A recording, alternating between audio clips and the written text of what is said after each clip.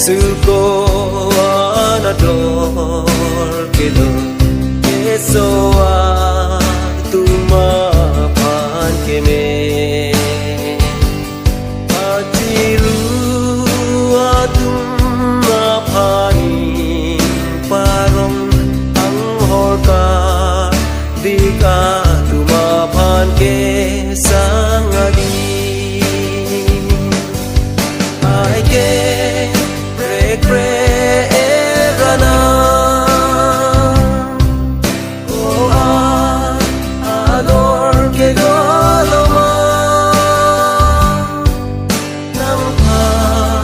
je o em pujisu ega jude seta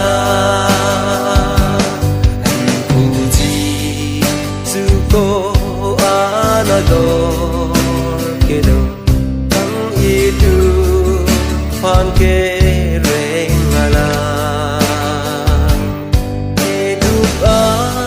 atuma pan ke plangi ya kong ka vea panca kong ki ni ke bi I get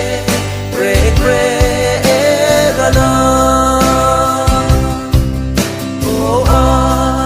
ador ke doloma nang pa je o em pujisu eka jude seta